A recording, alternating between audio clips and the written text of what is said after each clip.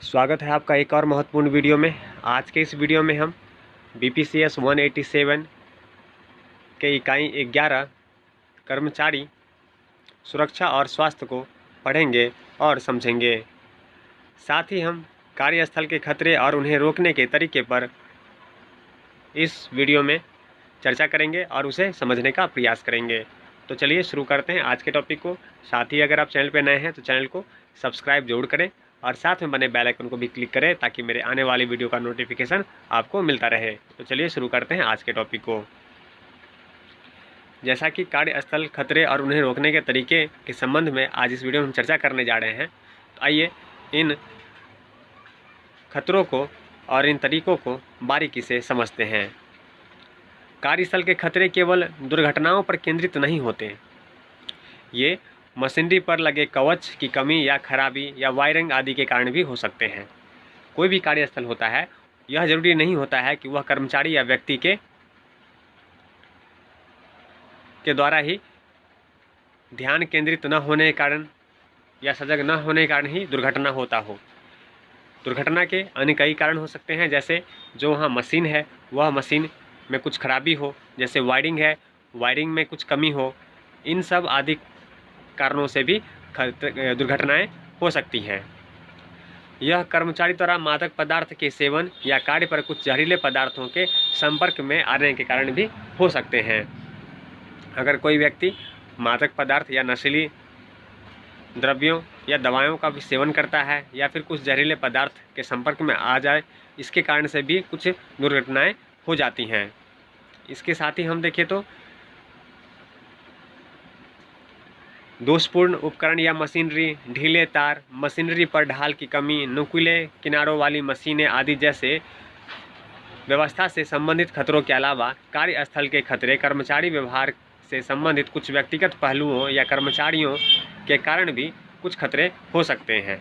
जैसा कि हम जानते हैं कि अगर कोई मशीन है, उपकरण है, अगर उसमें कुछ दोष है, उसमें कुछ खराबी है, या फिर जैसे वायरिंग है वो ढीले तार हैं, चाहे मशीनरी पर ढाल की कमी हो या फिर नुकीले किनारे हो, इस मशीनरी के अंदर ऐसी कुछ होती हैं, तो उनसे भी खतरे कर्मचारी को हो सकते हैं।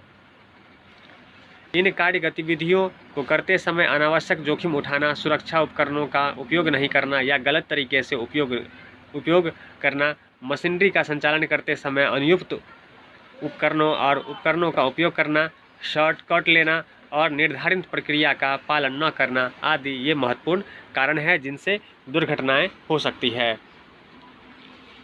ये सभी वो कारण हैं जिनसे दुर्घटना हो सकती है, जैसे अनावश्यक जोखिम लेना, जितनी क्षमता है उस क्षमता से अधिक तेज़ी से किसी कार्य को या किसी लक्ष्य तक पहुंचने का प्रयास करना, या फिर ऐसे मशीनरी जिनका संचालन करना हम उपयुक्त रूप से नहीं जानते, जिसकी पूरी जानकारी व्यक्ति को या कर्मचारी को न हो और उस कार्य को, उस उपकरण को चलाना, ये और किसी भी कार्य को करने के लिए शॉर्टकट तरीके से उस कार्य को करने का जो निर्धारित प्रक्रिया है उनका पालन न करके वे दुर्घटना का शिकार हो सकते हैं। तो ये सब कारण हैं जिनसे दुर्घटनाएं हो सकती हैं। इसके अलावा देखें तो कुछ और कारण हैं जिनसे कार्यस्थल पे खतरे हो सकते हैं और उन्हें रोका जा सकता है, जैसे तनाव और बर्नआउट। तनाव भी कर्मचारी स्वास्थ्य और सुरक्षा का एक महत्वपूर्ण पहलू है। कर्मचारी कार्यस्थल पर तनाव का अनुभव कर सकते हैं और यदि उन्हें प्रभावी ढंग से ठीक नहीं किया गया या समय रहते उस पर ध्यान नहीं गया तो इसके साथ स्वास्थ्य और सुरक्षा पर प्रभाव पड़ सकता है। इस प्रकार हम देखें तो तनाव को कुछ कार्यों द्वारा कम किया जा सकता है, इस पर ध्यान देने की ज़रूरत होती है। तनाव को रोकने के लिए कार्यक्रम का आयोजन किया जा सकता है ताकि उसे प्रभावी ढंग से उस तनाव को कम किया जा सके। कर्मचारियों के लिए योग सत्र का आयोजन किया जा सकता है। ध्यान, विश्राम, दिमागीपन पर नियमित सत्र भी संगठन के द्वारा कर्मचारी को प्रदान किए जा सकते हैं। कर्मचारी को कर्मचारी परामर्श सेवाएं भी उपलब्ध कराई जा सकती हैं ताकि उन्हें तनाव और उनके सामने आने वाले अन्य मनोवैज्ञानिक जो मुद्दे हैं उनसे निपटने में उपयुक्त। इसके साथ ही हम देखें तो यह सुनिश्चित करने के लिए उपाय किए जा सकते हैं, तनाव प्रभावी रूप से रोका जा सकता है और इसे बर्नआउट नहीं होता। यानी कि जो तनाव कि बढ़ने और उससे जो उपजित जोखिम है उसे रोका जा सकता है।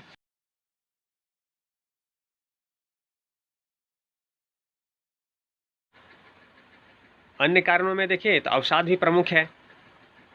कर्मचारी विभिन्न कारणों के कारण भी अवसाद का अनुभव कर सकते हैं। इससे कर्मचारी के समग्र कार्यकाज और उनकी उत्पादकता और नकारात्मक कर्मचारी के समग्र कार्यकाज और जो संगठन होती है उस संगठन की उत्पादकता पर नकारात्मक प्रभाव पड़ सकता है। इसके साथ ही हम देखें तो संगठन को इस तरह के जो अवसाद हैं इस तरह के लक्षणों पर पूरा ध्यान देने की आवश्यकता है। अगर सही समय पर उपयुक्त सहायता खोजने में अगर असफल रहती है संगठन, तो इससे संगठन को काफ़ी नुकसान उठाना पड़ सकता है या उस कर्मचारी को जोखिम उठाना पड़ सकता है। इस तरह के अवसाद का निदान केवल एक प्रशिक्षित पेशेवर द्वारा किया जा सकता है। संगठन को कर्मचारी को ऐसे पेशेवर के पास भेजने की आवश्यकता होती है ताकि अवसाद का निदान और उपचार किया जा सके। इस तरह से अवसाद को रोका भी जा सकता है।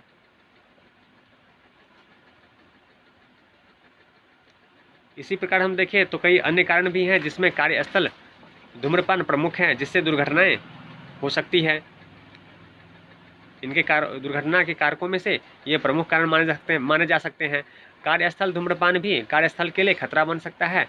धूम्रपान करने से विभिन्न स्वास्थ्य संबंधी समस्याएं हो सकती है और यदि कर्मचारी धूम्रपान करता है जहां उसे धूम्रपान नहीं करना चाहिए तो यह दुर्घटनाओं में भी योगदान दे सकता है और इसका कारण बन सकता है। धूम्रपान का संगठन के इससे निपटने के लिए संगठन को कड़े नियम बना करके कई नीतियां बनानी पड़ सकती हैं जिससे इन्हें रोका जाए। वहीं देखें तो दुर्घटना के कारकों में से कार्यस्थल पर मादक द्रव्यों का उपयोग भी एक कारण हो सकता है और यह काफ़ी गंभीर मुद्दा है। कई कर्मचारी अपने मूड को बदलने के उद्देश्य से किसी हानिकारक मादक पदार्थ का उपयोग करते हैं, जो कि आज के टाइम में एक नया पैटर्न बना हुआ है। इससे उस कर्मचारी के दुर्घटनाग्रस्त होने की संभावना काफ़ी बढ़ जाती है।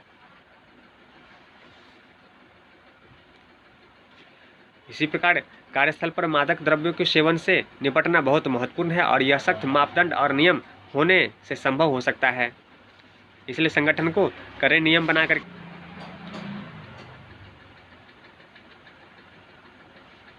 वहीं देखिए तो कार्यस्थल पर हिंसा भी एक प्रमुख कारण है दुर्घटनाओं को जन्म देने का। कार्यस्थल पर हिंसा एक खतरे के रूप में भी हो सकती है और इसका अनुभव करने वाले और इसे देखने वाले कर्मचारी पर प्रभाव पड़ सकता है। इससे न केवल हिंसा के शिकार के लिए गंभीर परिणाम हो सकते हैं बल्कि अन्य कर्मचारियों के मन में भय पैदा हो सकता है, जो कर्मचारियों और संगठन के समग्र कार्यकाज और उत्पादकता पर प्रभाव डाल सकता है। इसलिए संगठन को चाहिए कर्मचारियों को वह हिंसा मुक्त वातावरण प्रदान करें और इसके लिए सख्त मापदंडों, नियमों और नीतियों पर संगठन को ध्यान केंद्रित करने की आवश्यकता होती है। तो आज के इस वीडियो में हमने